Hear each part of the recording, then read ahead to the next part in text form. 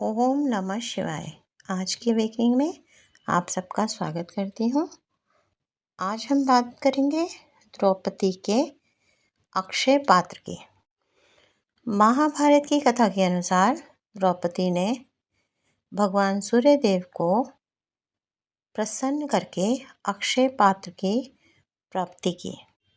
ये एक ऐसा पात्र था जिसमें कि भोजन कभी समाप्त नहीं होता था। दुर्वासा ऋषि के श्राप के कारण पांडवों को वन में भूखे रहना पड़ा, जिसके कारण भगवान श्री कृष्ण ने द्रौपदी को सूर्य भगवान की आराधना के लिए बोला और कहा कि आप इनसे अक्षय पात्र मांगे।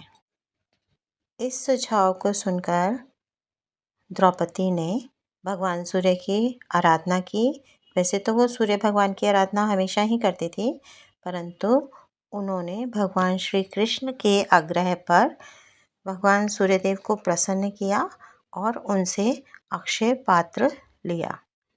एक बार की बात है कि दुर्वासा ऋषि कौरवों के घर अपने सभी शिष्यों के साथ भोजन करने गए।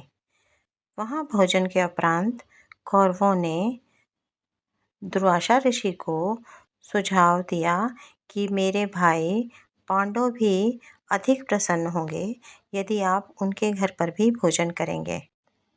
दुर्वासा ऋषि ने इस बात को मान लिया कि मैं उनके घर भोजन करने अपने सभी शिष्यों के साथ जाऊंगा। परंतु जब वह भोजन करने के लिए पांडवों के घर पहुँचे और उन्होंने बोला कि हम स्नान करके वापस भोजन के लिए आएंगे, तब उस वक्त पांडवों को द्रौपदी भोजन करा चुकी थी और साथ में द्रौपदी भी भोजन कर चुकी थी, तो पात्र में कुछ भी नहीं बचा था। कौरव यही चाहते थे कि दुर्वासा ऋषि जब भोजन करने जाएं और उन्हें खाने में कुछ ना मिले, तब दुर्वासा ऋषि उन्हें फिर से शाप दे दें और पांडवों को फिर से भूख का सामना करना पड़े, क्योंकि उसी अक्षय पात्र से हर रोज द्रौपदी पांडवों का पेट भरती थी, यानी उन्हें भोजन देती थी और उसके पश्चात वह स्वयं खाती थी।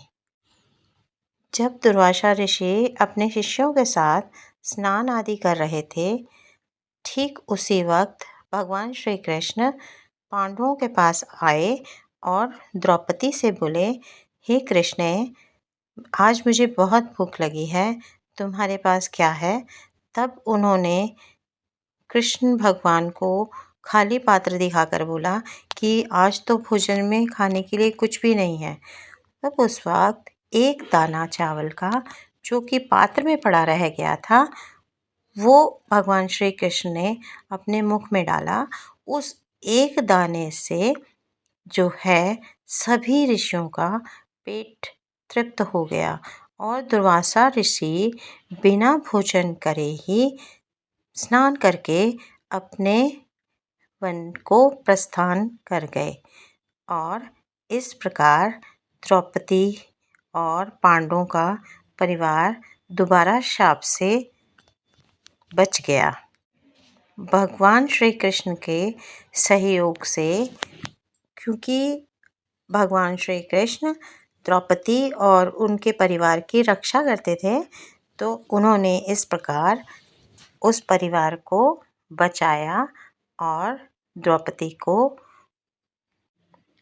और पांडवों को शाप से मुक्ति दिलाई। आज के लिए इतना ही। मिलते हैं अगली जर्नी में। तब तक के लिए राधे राधे।